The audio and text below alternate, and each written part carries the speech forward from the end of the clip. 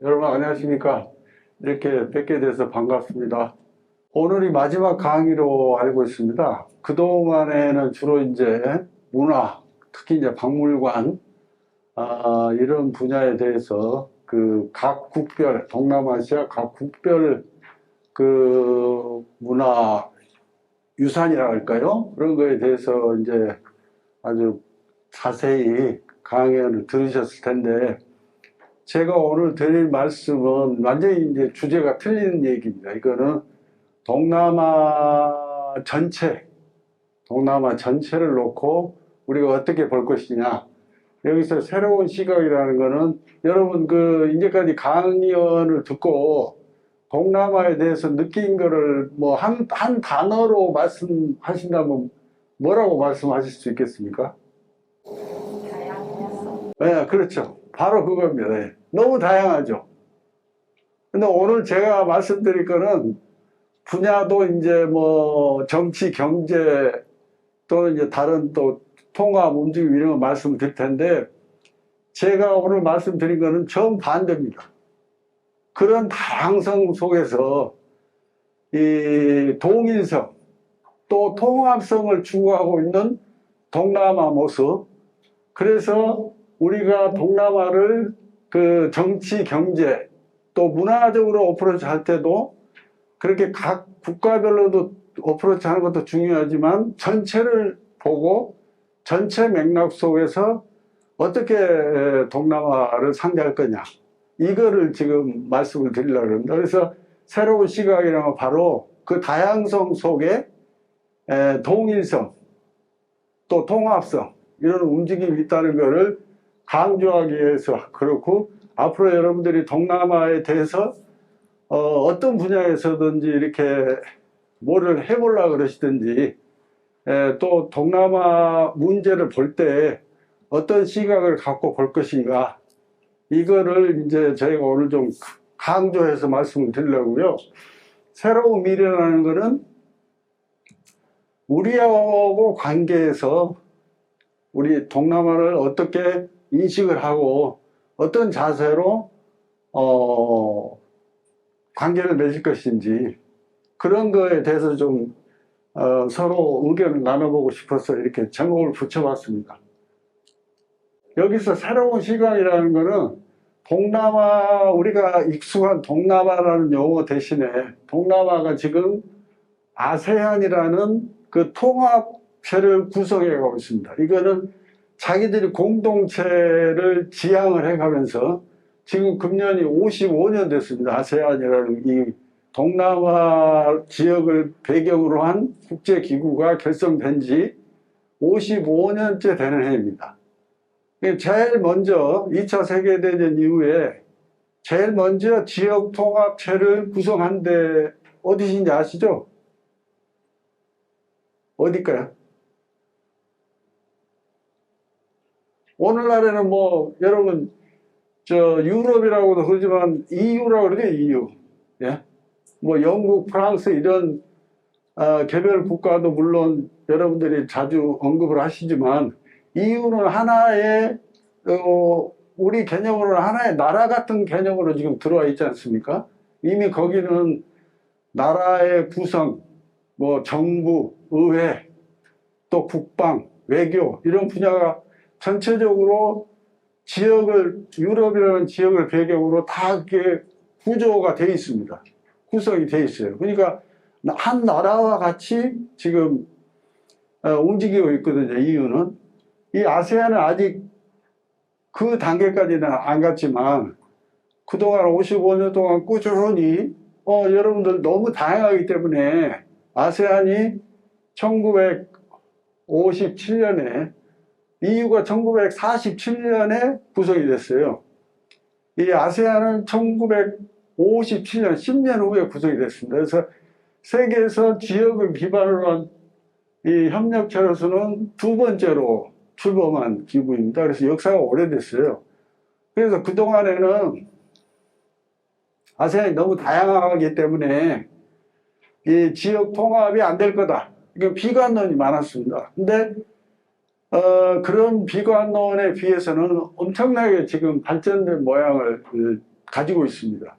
특히 경제적으로는 하나의 경제 공동체 모양을 대충 갖췄다 이렇게 평가해도 좋습니다. 그래서 자기들끼리는 무관세로 지금 물건을 사고 팔고 이런 정도까지 발전이 돼 있고, 앞으로 25년까지는 더 이제 뭐 투자 또는 그 이커머스라 그래서 이제 그저 디지털 무역도 다 무관세 또 통합된 형태로 움직이기 시작을 하고 있습니다. 그래서 아세안이 지향하는 3대 공동체가 과연 뭔지 이걸 좀 살펴보고, 그 다음에 아세안이 지역 협력에 아세안이 어떻게 중심 역할을 하고 있는지 이거에 대해서 좀 설명을 드리겠고요. 그 다음에 아세안을 더 깊게 이해하는 키포인트로 제가 3가지, 그러니까 앞에서 강조했다시피 아세안, 동남아는 아세안이라는 지역 통합체를 통해서 하나로 움직이고 있다. 어떻게 움직이고 있는지 우리가 그걸 이해하려면 어떤 시각에서 바라봐야 될지 이거에 대해서 좀 말씀을 드리겠습니다. 이 새로운 미래라는 것은 이제 우리하고 관계했습니다.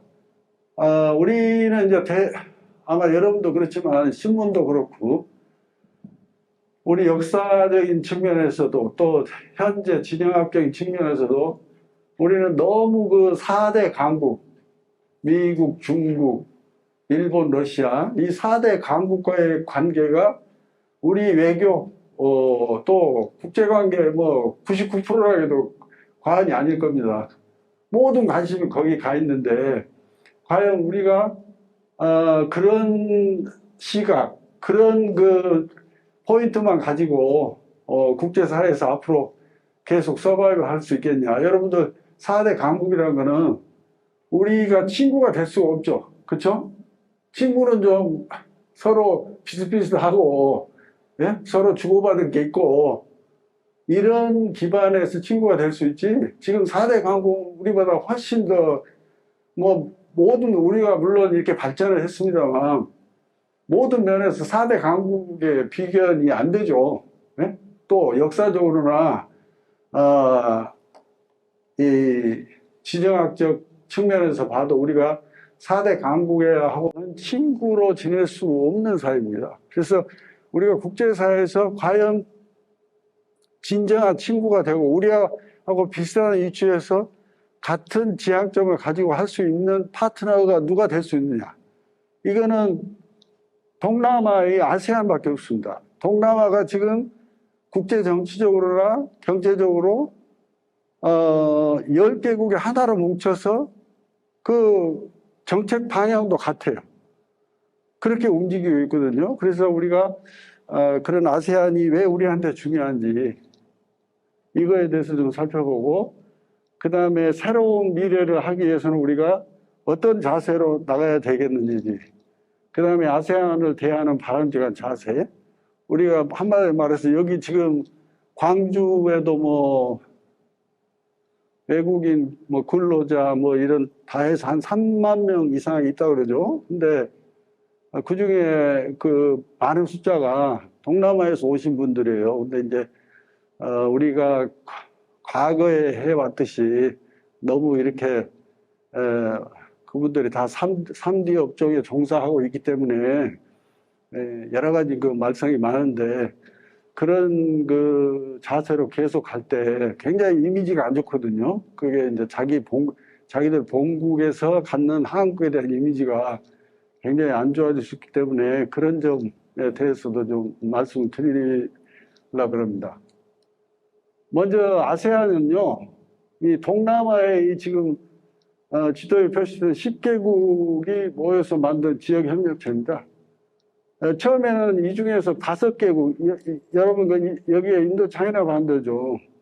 인도 차이나 반도는 1990년도 전까지는 중국 공산 세력이 강했기 때문에 90년도 전까지는 이거 아세안이 아니었어요. 아세안이 원래 5개국이 출범하고 그 다음에 브루나이가 해가지고 6개국이었는데 나중에 이제 1990년에 그 과거 소련이 망하고 그 이후에 이제 이 나라들이 여기 인도, 차이나, 베트남 미얀마, 캄보디아, 라오스 이 나라들이 조인을 해가지고 오늘날에 10개국이 됐어요. 앞으로 이제 여기에 있는 그 동티모르가 아마 1, 2년 내에 조인할 겁니다. 그러면 이제 11개국이 되겠죠. 최근에 작년인가요? 재작년인가 미얀마가 지금 군사 쿠데타가 다시 일어나가지고 미얀마는 지금 자격이 정지되어 있는 상태인데요. 어쨌든 현재는 10개국입니다, 이게. 여러분 문화적으로나 뭐 그런 게 다양하지만은 이 각각 구성을 보면은 굉장히 다양하죠. 다양성이 특징이라는 거는 뭐 논쟁의 여지가 없는 사실입니다. 여기 뭐 예를 들면은 여기 인도네시아는 인구가 뭐 2억 7, 8천인데 여기 있는 브루나이는 이거 40만 밖에 안 돼요. 40만. 또 뭐 싱가포르는 지금 개인 소득이 5만 불이 넘어요. 5만 불. 근데 여기 미얀마는 뭐 1,000불 정도밖에 안 되거든요. 그만큼 또 정치 제도도 다 상이하고요. 그래서 굉장히 다양한 상태입니다. 그렇지만 앞에서 말씀드렸다시피 이 지역이 다 식민지, 이제 여기 태국만 빼놓고 전부 식민지 경험이 있죠. 그만큼 여기 동서양의 이 교류 통로였어요, 여기가. 그래서 이제 일찍부터 16세기부터 이제 뭐 포르투갈을 시작으로 제가 있던 말레이시아에 포르투갈이 기지를 설치한 게 벌써 1504년일 겁니다, 아마. 그때부터 벌써 이제 진출해가지고 오랜 식민지 생활을 했죠, 여기가. 그래서 전체적으로는 우리가 단결을 하지 않으면 다시 강대국한테 먹힐 수 있다. 이런 이제 위기의식 속에서 탄생한 게 아세안이에요. 원래는 이제 중국이 공산화 돼가지고 이 전체가 공산화될 위험성이 있었죠. 이 인도네시아에서도 폭동이 있었고 말레이시아에서도 있었어요. 말레이시아 놀라운 사실은 말레이시아가 그 당시 공산주의자들을 때려잡으려고 우리나라 보안법하고 똑같은 보안법이 아직도 있습니다. 그 배경이 이제 공산주의자들 그 폭동에 대비해서 그걸 만들어 놓은 겁니다. 그러니까 이 중국이 차이나 스레트라고 이 동남아 전체에는 중국에 대한 두려움이 항상 있습니다. 지금도 마찬가지예요, 지금도. 그래서 우리하고 참 처지가 비슷해요. 문화적으로도 우리하고 참 비슷한 게 많다고 안 느끼셨습니까? 이 다양한 문화가 유입이 되는데 그거를 수용성이 좋죠. 오픈 마인드도 돼 있잖아요. 일단 거부를 안 하고 자기들 토착 그런 그 신앙이라든지 자기들 문화하고 그 외래 문화를 이제 혼합해가지고 새로운 거를 만들고 우리하고 비슷하지 않습니까? 저는 그런 걸 많이 느꼈어요. 현지에 가서 이렇게 생활을 하면서. 그러니까 그 수용성 이런 거는 저희하고 굉장히 비슷하다. 아니. 그래서 여러분들 여기 제일 큰 인도네시아나 그다음에 말레이시아 이런 나라는 이슬람인데 중동의 이슬람하고는 완전히 틀립니다, 여기는. 이게 좀 대화된 이제 이슬람이다, 이렇게들 얘기를 하는데, 모더레이트라고 이제 오바마 대통령이 미국 대통령일 때 그런 면에서 이 중동의 극단주의 이슬람하고 여기 인도네시아나 말레이시아의 이런 온건주의적인 이슬람하고 차별을 많이 뒀죠. 그래서 이슬람도 이렇게 온건주의적인 그런 그 종교로 발전해야 되겠다 이런 주장도 하고 그랬습니다. 어쨌든 간에 중동 이슬람을 완전히 물론 중동에서 이슬람을 받아들였지만 그게 토착 자기들이 원래 있던 그런 종교, 이념, 문화적 배경하고 이게 믹스업이 돼가지고 그게 로컬화된 그런 상태입니다, 지금. 다른 것도 마찬가지고요. 그래서 그런 점을 좀 눈여겨보실 필요가 있겠다. 여기 있는 이거는 이제 아세안의 엠블렘입니다, 아세안. 여러분, 이 안에 있는 이 모양이 뭘 닮은 것 같습니까? 이것도 이제 하나의 아세안의 이제 뭐라 그럴까. 아세안이 하나로 묶일 수 있는 공통점. 이게 어떤 분이 그러더라고요. 저도 그 얘기 듣고 하는데, 이게 볏짚을 묶어놓은 모양 같다. 볏짚 그렇게 보이시죠? 이게 다 이제 쌀 문화예요, 쌀 문화. 벼농사. 벼농사라는 건 원래 그 공동체 의식이 강한 그런 이제 집단들이죠. 그래서 그런 또 공통점이 있다. 이런 의미에서 이게 또, 좀 의미가 있는 것 같습니다. 그 아세안이 지금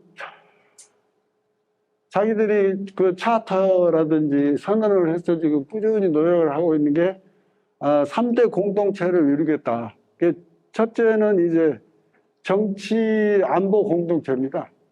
정치, 이게 핵심은 이게 뭐 여러 가지 이제 조약을 얘기를 했는데 핵심은 뭐냐면 자기들은 어느 편도 들지 않겠다는 겁니다. 이제 철저한 중립입니다. 예를 들면은 우크라이나 전쟁 났을 때도 아세안 국가들은 어느 편도 들지 않았습니다. 그건 아주 철저합니다. 그래서 이제 아세안이 중요하기 때문에 여기에 동서 교류점이 있기 때문에 중국도 그렇고 뭐 미국도 그렇고 다 중요하게 여깁니다. 그래서 자기 편으로 끌어들이려고 하지만 절대 지금 그 기본 스탠스, 중립, 어느 편도 우리나라도 마찬가지로 우리나라도 북한이 대부분 지금 동남아 국가들하고 수교가 돼 있죠. 아주 철저하게 중립입니다. 이 10개 국가가 아주 철저하게 지키고 있습니다. 물론 이제 그 중에 인도 차이나에 있는 라오스나 미얀마나 캄보디아 이런 데는 조금 이제 중국에 경사된, 워낙 중국하고 국경이 있기 때문에 중국에서 또 엄청난 돈을 쏟아부었어요. 그러니까 지금 예를 들면 라오스에서 민난성의 그 주도가 뭡니까? 내 이름이 벌써 생각나는데 거기까지는 고속철도가 나와버렸어요, 지금. 그 험한 산악지대에 그만큼 뭐 돈을 엄청나게 쏟아붓고 경제 모든 게 지금 중국에 의존하고 있기 때문에 중국 편향적인 하나 일단 대외적으로는 절대 중립이다. 이걸 지키고 있습니다. 그 다음에 이제 경제 공동체. 경제 공동체는 경제는 사실상 이거 아세안 FTA 해가지고 이미 여기 그 관세가 없어요. 그래서 그 10개국 내 어느 나라에서 생산된 국가들이 그 영내 국가에는 무관세로 지금 가고 있습니다. 그래서 그런 거를 일찍 이제 우리 비즈니스맨 중에는 그런 걸 아주 잘 이용하신 분들이 있어요. 그러니까 뭐 싱가포르는 이제 금융 중심지이기 때문에 싱가포르. 이제 말레이시아는 또 이제 이슬람 뱅킹이라고요. 이거는 우리가 하는 은행 시스템 완전히 틀립니다. 거기는 이제 쿠란에 이자를 못 받게 돼 있어요. 근데 은행이라는 게 원래 이자 장사하는 거잖아요. 근데 이자를 못 받게 돼 있어요.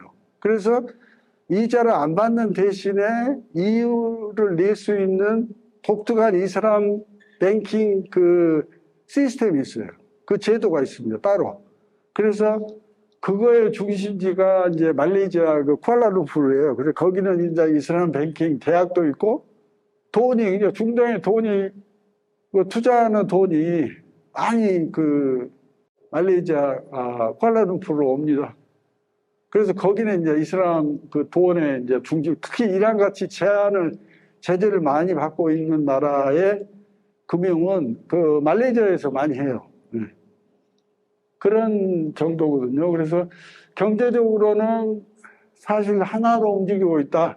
이렇게 평가를 하셔도 될 겁니다. 이제 그 투자하고 아세안 이제 이 아세안 해가지고 이 디지털화 하는 거죠. 이런 지금 프로그램도 지금 진행하고 있고요. 또 이제 아세안 통합 이니셔티브 해가지고 이거는 무슨 소리냐면 아세안이 잘 살고 잘 못 사는 나라가 너무 현격하게 지금 차이가 벌어져 있기 때문에 못 사는 나라들의 인프라라든지 그 시스템을 업그레이드 해주려는 그런 프로그램입니다, 이게. 그래서 이거는 이제, 자기들 자체의 노력도 있지만 저희 나라도 여기 이제 많은 기여를 하고 있고요. 주로 이제 그 선진국이 원조를 해주는 게 이제 아세안 통합 이니셔티브 이 프로젝트에 많이 원조를 해주고 있죠. 그 다음에 이제 사회문화 공동체인데, 이게 세 가지가 중에 하나가 사회문화 공동체예요.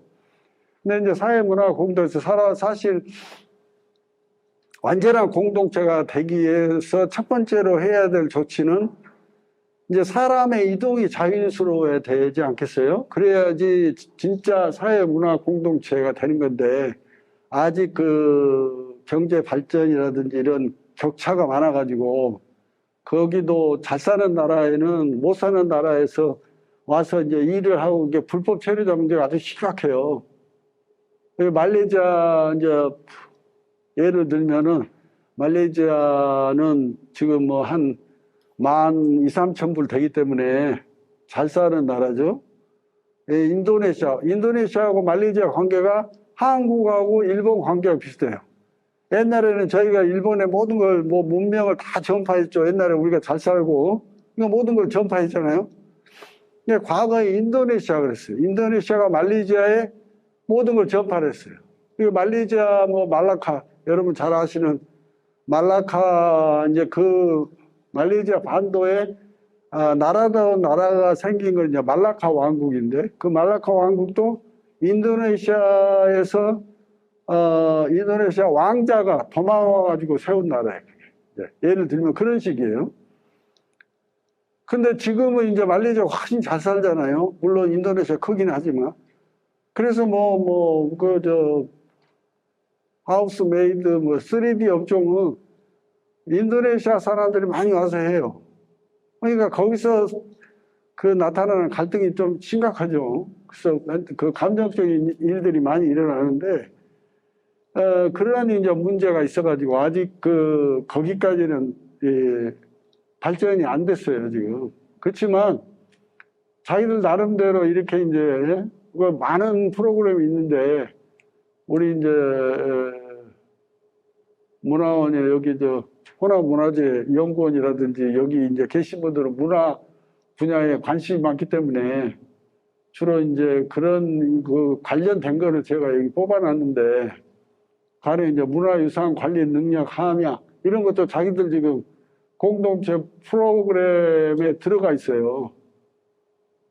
그리고 이제 그 분야의 국제협력 함양에서 국제협력을 제가 자료를 찾아봤더니 우리는 이제 아세안 유네스코 문화유산 가상현실 영상 공조 제작해가지고 이게 완성이 됐더라고요. 그래서 부산 아세안 문화원에 가시면 이걸 볼 수 있대요.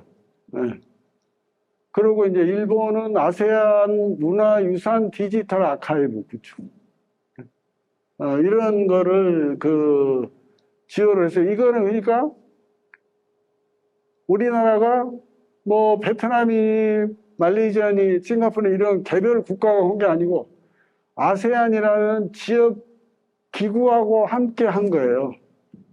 그러니까 뒤에도 말씀드리겠습니다만은 여러분들이 어떤 문화 분야에 뭐 협력을 하고 싶다 그러면은 개별 국가하고 하는 것도 중요하지만 예를 들면 이제 이런 프로젝트를 공동을 해서 아세안하고 하자 해가지고 그쪽에서 오케이 하면 이거는 하나로 10개 국가하고 같이 하는 거예요.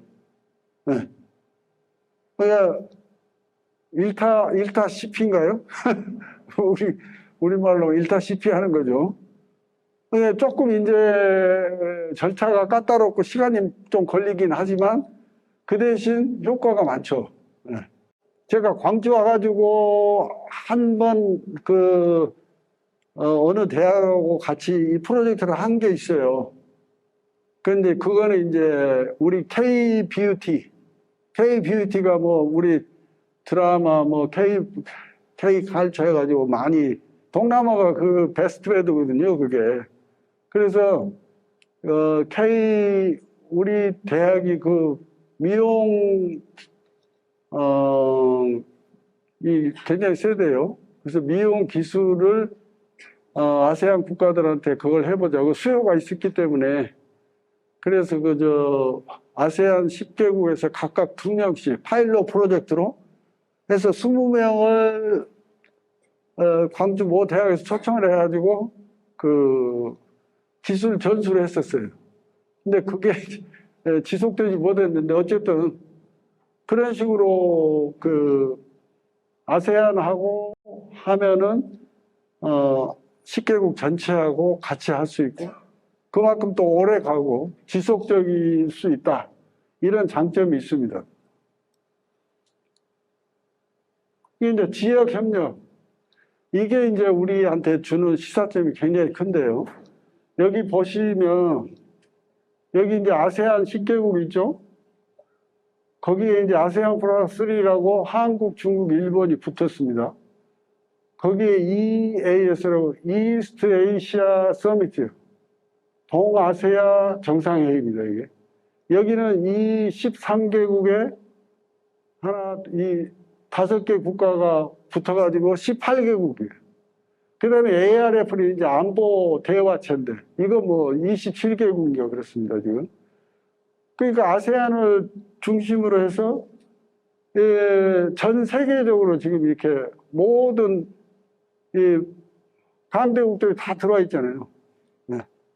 그만큼 아세안이 중심적인 역할을 하고 있어요, 지금. 왜? 앞에서 말씀드렸지만 아세안이 지정학적으로 그렇게 중요한 위치에 있기 때문에 그래요. 이제 예를 들면요. 이게 지난 11월에 열렸던 이제 동아시아 정상회의인데 이게 캄보디아에서 열렸어요. 근데 이 동아시아 정상회의하고 그 다음에 이제 여기 예를 들면 아세안 3 정상회의는 매년 아세안 정상회의가 열릴 때 같이 열려요. 아세안의 중심성이라는 게 그런 이제 역할이죠. 근데 이거를 제가 하이라이트 한 이유가 이게 1900 여기 보시면 아세안 플러스 3는 1998년도부터 시작을 했어요. 그리고 앞에서 본 동아시아 정상회의는 2005년도부터 시작했습니다. 근데 이 두 가지 정상회의를 주창하신 분이 김대중 대통령. 김대중 대통령께서 재직 시에 1998년에는 아세안 플러스 3, 그 다음에 2000년에는 아세아 이스트 에이시아 서미트를 제창을 했어요. 김대중 대통령께서. 물론 실제로 출범한 건 2005년입니다. 근데 제안을 하신 거는 김대중 대통령께서 재임하실 때 하신 거예요. 이게 이제 김대중 대통령께서 얼마나 그 국제 정세, 외교의 그 비전이고 우리 한반도 평화를 지키기 위해서는 이 동남아와 동북아를 묶은 동아시아가 같이 움직이고 거기가 좀 뭉쳐야 된다. 이런 확고한 신념이 계셨어요. 그래서 이걸 제창을 했는데 처음에는 아세안 정상들이 시큰둥했어요. 왜냐? 이제 우리가 이것도 다른 나라들이 우리를 어떻게 생각하는지에 대해서 좀 참고를 해야 될 포인트인데요. 우리는 국제적으로는 대한민국은 미국의 동맹이야. 그러면 미국의 아류다 이렇게 생각하죠. 그러니까 대한민국 대통령이 뜬금없이 아세안 정상회의에 와가지고 동아시아 정상회의를 제안을 한다. 그러면은 처음에 그 사람들이 어떻게 생각했냐면 이건 틀림없이 뒤에서 미국이 사주해서 하는 거다. 이렇게 생각을 했어요, 처음에. 그래서 의심을 했어요. 그래가지고 실제로 거기 참석한 그 동아시아 정상 수상이 거기서 바로 질문을 해요. 그게 무슨 뚱딴지 같은 소리냐? 네? 무슨 생각으로 그 제안을 하느냐? 그러니까 이제 김대중 대통령께서 평소에 자기가 이제 생각했던 그 비전을 얘기를 하세요. 네? 동북아와 동남아는 이게 같이 연대를 해야 문화적으로나 뭐라 다 뿌리가 같고 유사성이 많고 우리가 단계를 해야지. 여러분 1998년이 뭐가 생긴 해입니까 그게? 저희 IMF 사태가 있었잖아요. 그때 IMF 사태라는 거를 겪고 나서 아세안 국가들이 야 이거 뭐 위기가 오니까 이거 아세안 국가들이 스스로 할 일이 없다. 이게 뭐 서양만 쳐다보고 미국 뭐 IMF 뭐 유럽 이런 나라는 서양 나라들만 쳐다보고 우리가 있으면 되겠냐. 우리 스스로 뭘 해보자. 그래서 사실 아세안 플러스 3라는 걸 한번 해보자. 그래서 우리가 좀 그런 위기에 대응해서 공동 대응을 할 수 있는 방안을 마련해보자. 그래서 여러 가지 지금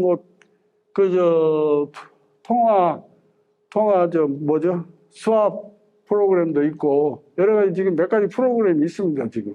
그래서 출범하게 된 거예요. 그래서 거기서 이제 김대중 대통령께서 그 자기의 그 생각, 오랫동안 품었던 꿈에 대해서 얘기를 해서 납득이 됐어요. 그래서.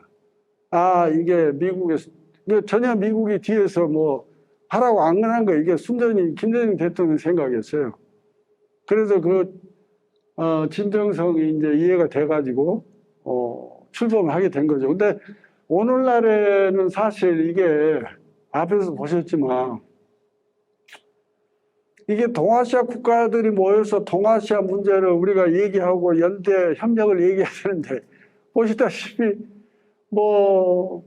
호주, 뉴질랜드, 그까지는 뭐 괜찮다고 해요. 지금 러시아, 미국, 이런 강대국들이 다 달라붙어 버렸어요. 그만큼 이제 우리끼리 하다가 자기들한테, 자기들의 영향력이 줄어들까봐 전부 달라든 거예요. 그래서 사실상 지금, 이게 진전을 못 보고 1년에 한 번씩 모이긴 해요. 그 대신 정치적으로는, 국제정치적으로는 상당히 의미가 있죠. 왜냐하면 미국 대통령, 이번에도 미국 대통령이고, 원래 푸틴도 이제 회원국이기 때문에 오는데 지금 전쟁 때문에 못 왔죠. 그렇지만은 각 그 영향력 있는 나라, EU도 오고 다 왔어요, 이번에. 그러니까 상당히 국제정치적으로는 중요한 해죠. 이 계기에 만나서 각국의 영향력 있는 국가들의 정상들이 만나서 대화를 할 수 있기 때문에 그런 이제 이점이 있죠. 그게 이제 아세안을 중심으로 이루어지고 있다. 이게 이제 아세안의 역할이 중요한 거죠. 그만큼 아세안의 진영학적 중요성이 지금 국제 정치적으로 인정이 되고 있는 겁니다, 지금. 그래서 여러 가지 남중국의 문제니, 대만 문제니 여러 가지 이제 미국하고 중국이 실질적으로 경쟁을 하고 있는데 그 둘이 다 이제 이 아세안을 자기 편으로 끌어들여야 돼요, 사실은. 위치가 중요하기 때문에. 근데 지금 굉장히 절대 편을 안 들려고, 그걸 하고 자기들의 그런 중립성을 인정을 해줘야 파트너로 지금 인정을 해주고 있어요.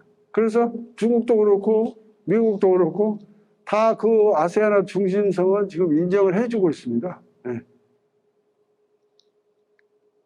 이제 저희도 이게 매년 10월, 11월 달에 한 번씩 일어나는 큰 국제적 행사이기 때문에 저희가 이런 기회에 가서 맨날 중국 시진핑하고 회담했다, 미국 대통령 만났다, 아무리 산다는 이것만 우리 언론에서 막 얘기하고 그러는데 사실은 그 내용이 아세안이 그 중심에 있고 이런 기회에 세계 각국의 영향력, 아주 강대국들의 지도자들이 이런 회의에 참석해서 거기서 이제 일이 이루어지고 있다.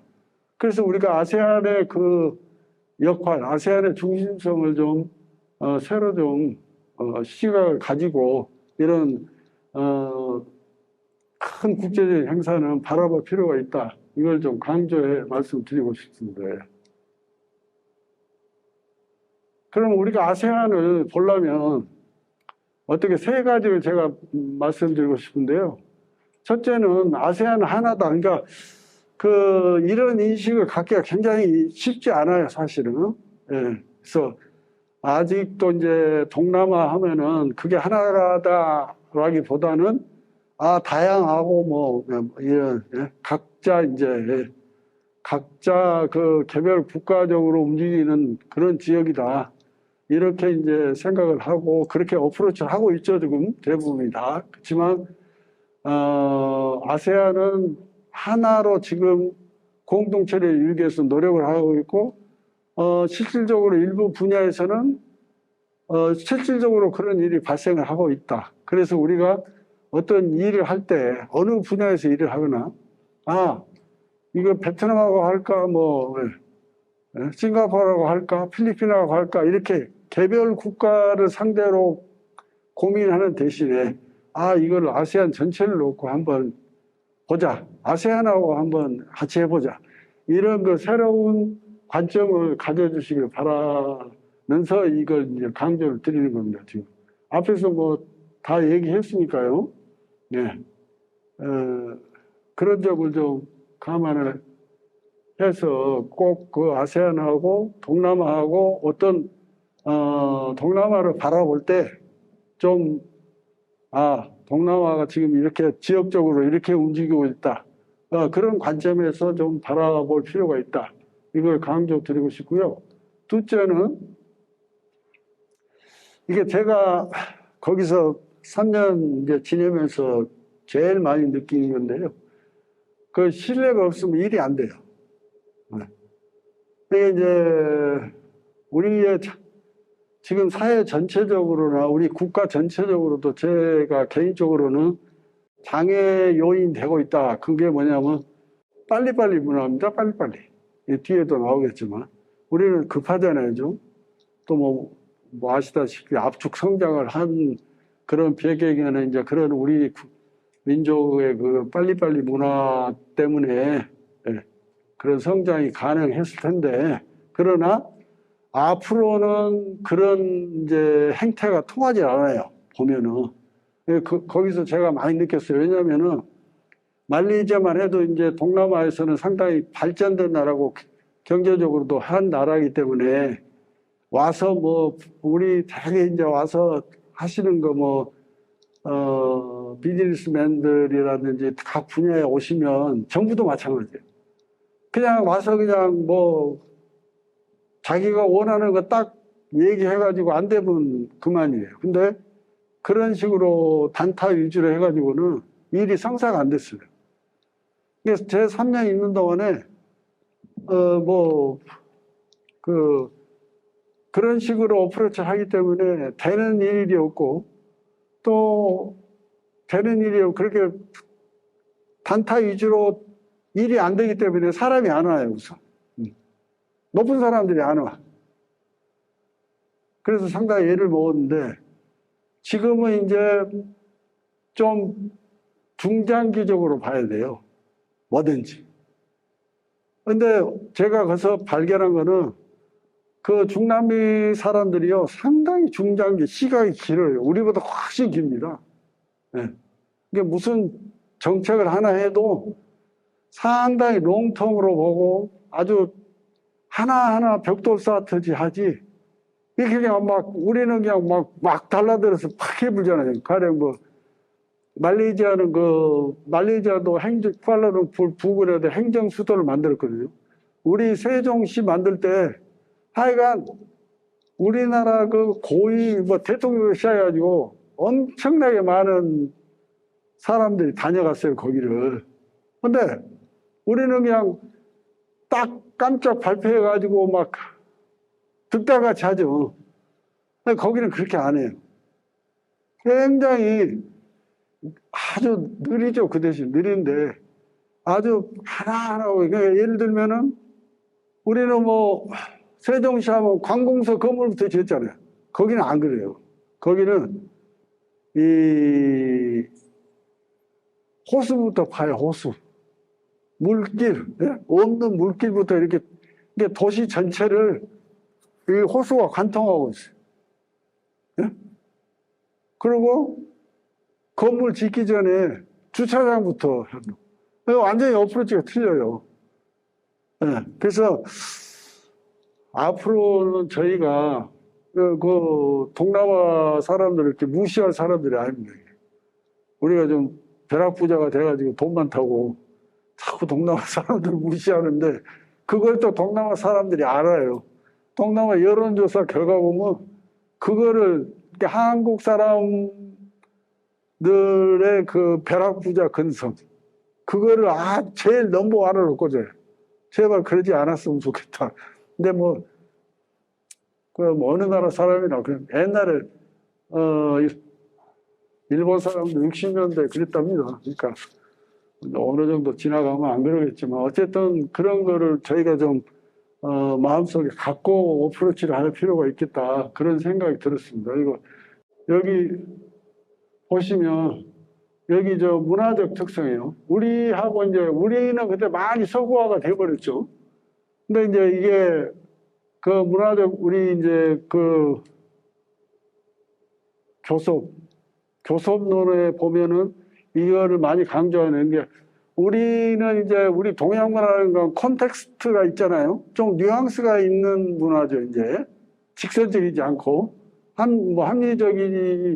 합리성을 추구하기보다는 좀 뭐라 그럴까요? 이제 상대방이 좀 은근히 자기 입장을 알아주기를 원하는 그런 어프로치잖아요. 콘텍스트가 있죠. 좀 감정적 어프로치죠.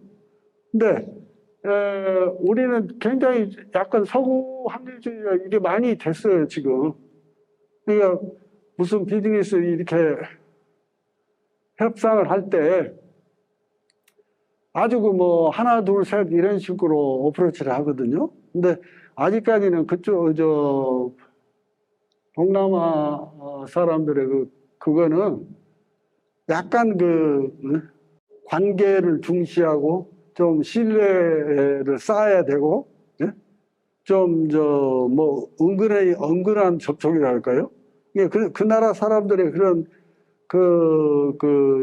지향점이라 할까, 태도, 그런 문화적 배경, 이런 것을 조금 이해할 필요가 있습니다. 전체적으로 동남아 사람 상대할 때는 이 서구적 합리주의, 뭐 이러니까 1은 이거고 2는 이거고 3은 이거니까 이렇게 하자, 이런 식의 어프로치는 잘 안 통해요.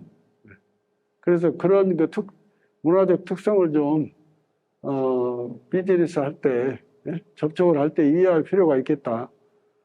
그걸 좀 강조드리고요. 그 다음에 이제 아세안 웨이라는 거 뭐냐면, 그 아세안의 이제 그 의사결정 시스템이에요.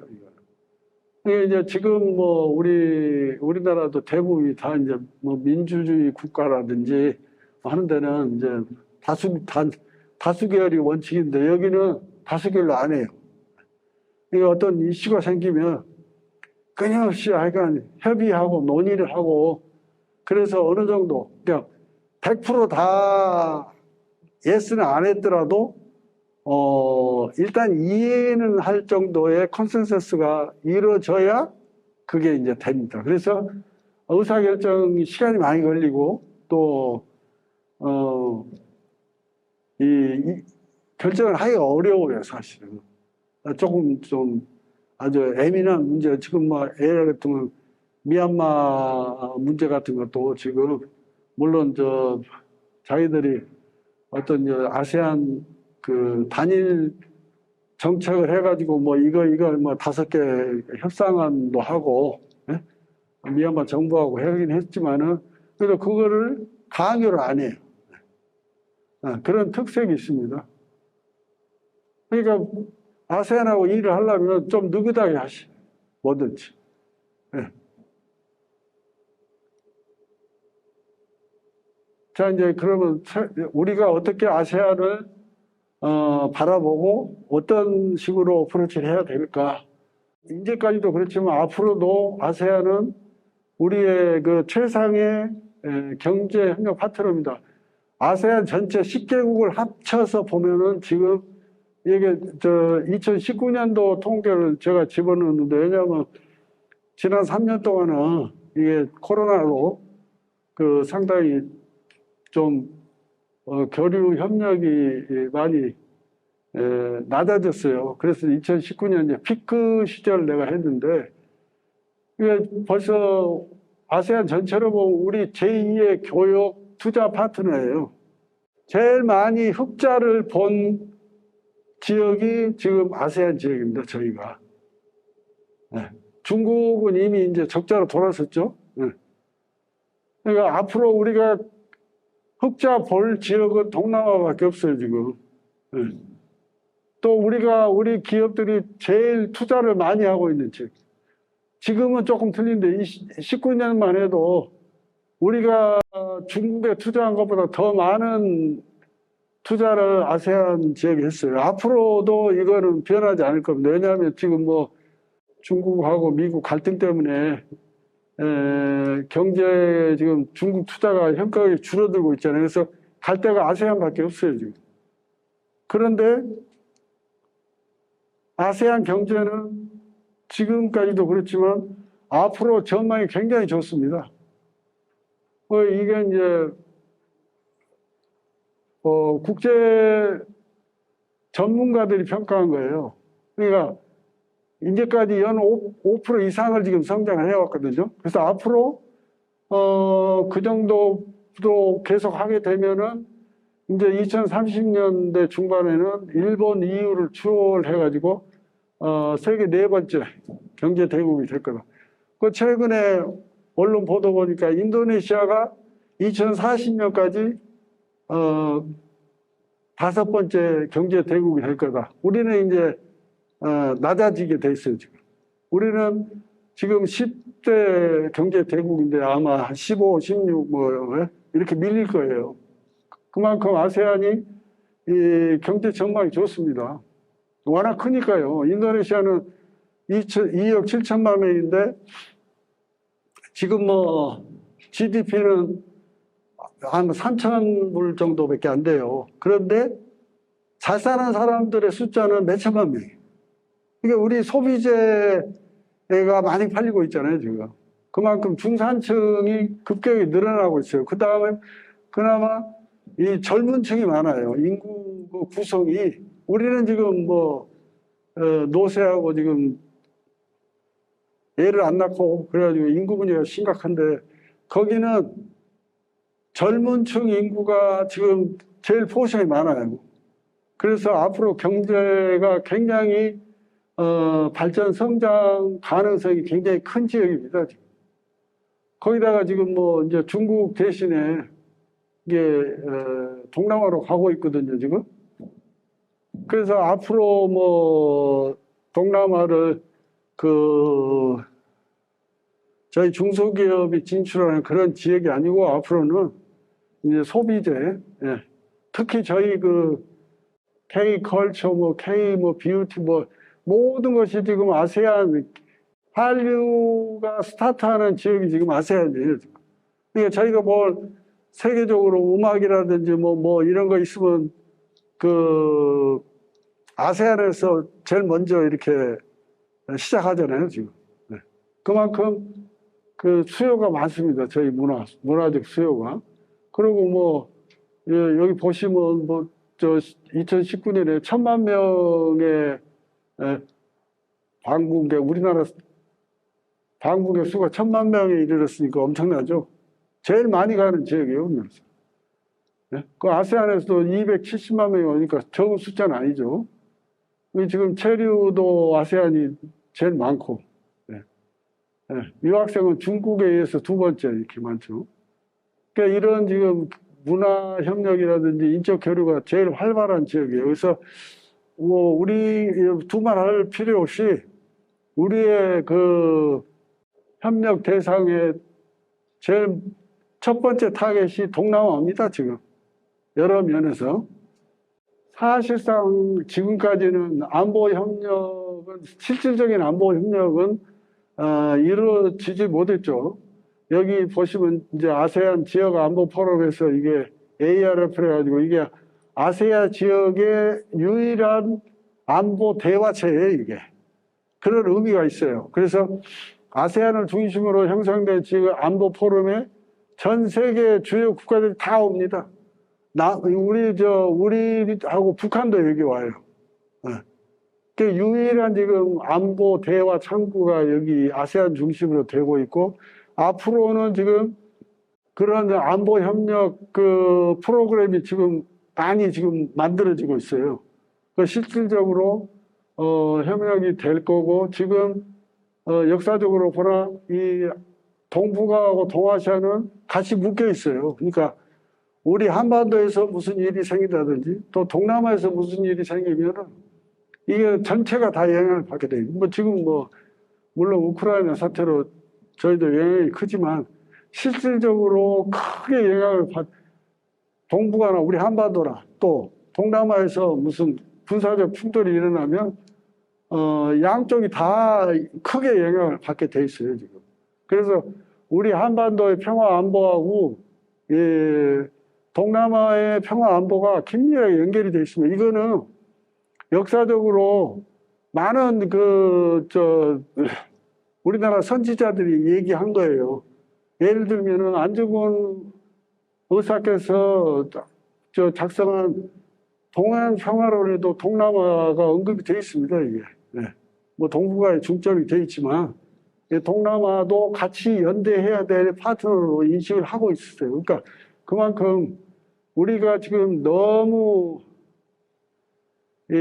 한미 동맹, 중국 막 이런 관계 때문에 여기에 지금 그 중점을 안 두고 있어서 그렇지 사실은 굉장히 중요한 지역입니다. 우리하고 연대하기 파트너로서요.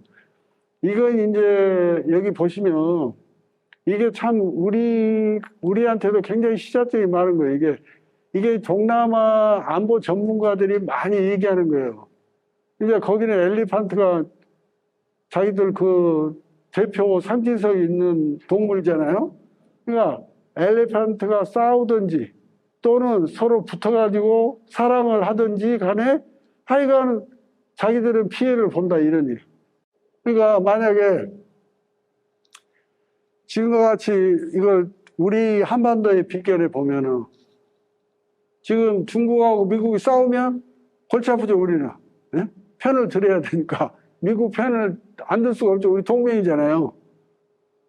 그러면 이제 중국과 관계가 소원해진다 봐요. 그러니까 우리 입장에서는 굉장히 곤란하죠. 근데 중국하고 미국이 서로 짝짝꿍이 맞아가지고, 자기들이 우리 뒤에서 딜을 하면은 우리는 그냥 눈 뜨고 봉사가 돼버리는 거예요. 바로 그 얘기예요, 지금. 역사적으로 그런 일이 많죠. 우리 분단된 것도 바로 그거잖아요. 우리는 우리하고 물론 그때는 이제 정부가 없어서 그랬지만, 그런 사례가 많습니다. 임진왜란 때도 우리 명나라가 우리 지원한다고 와가지고 뒤에서 왜군하고 분단 논의했었잖아요. 네? 또, 19세기 말에도 우리 뒤에서 러시아하고 일본하고 또 중국하고 일본하고 다 분단 얘기했어요. 역사적 사례를 보면 그게 많이 나와요. 그러니까 분단이 이 1945년 2차 세계대전 끝나고 일이 아니에요, 이미 그 전에도 강대국 간에 한반도를 이렇게 나눠먹기 하려고 열심히 노력을 했어요. 그러니까 그 강대국이 우리는 좀 피곤하죠. 그러니까 강대국이 너무 붙어버리면은 뒤에서 우리를 뒤통수 맞지 않을까. 그 염려를 하면서 열심히 와치해야 돼요. 또 둘이 싸워도 이거 어느 편을 들어야 될까? 맨날 고민해야 돼요. 이런 처지가 똑같아요, 지금. 그러니까 동병상련이라고. 네? 우리 같이 협력할 여지가 많죠. 네. 이거 인정을 해요, 이 사람도. 그런 점 우리가 좀 감안을 하실 필요가 있습니다. 새로운 이제 미래를 하기 위해서는 여러분 요즘에 뭐 인태 시대 그러죠, 인태 시대. 인태 시대의 핵심이 지금 아세안이에요, 사실. 인도는 이제 강대국이니까 강대국 이제 미국, 중국을 놔두고 플레이하는 그런 아주 이제 그런 조금 스테이터스가 높죠. 네. 우리하고 아세안은 하여간 인태 시대에 아주 긴밀히 협력을 해야 돼요, 우리. 외톨이보다는 아세안하고 같이 보조를 맞추고 같이 협력해 나가고 어떻게 해서든지 미국이 서로 싸우면은 하여간 우리는 지연전술을 펴야죠. 끝까지 이제 어느 편을 안 드는 포즈를 끝까지 취하다가 정 안 되겠으면 그때 이제 결정을 해야죠. 그래서 앞으로 그 아세안하고 협력이 굉장히 중요합니다, 사실. 박물관이 문화 교류하는 데니까 제가 이걸 첨부를 해봤습니다. 근데 아무튼 이미 우리 쪽 이거 이제 옛날 문재인 정부 때 얘기인데 아무튼 앞으로도 이거 문화 분야는 상당히 중요한 협력 대상이에요. 여기 문화유산 협력기구 등 새로운 네트워크 확대 있잖아요. 이런 게 있더라고요. 그러니까 한번 박물관 차원이라든지 여기 문화 분야에 종사하신 분들이 그런 거 좀 생각을 해보시면 좋지 않을까 해서.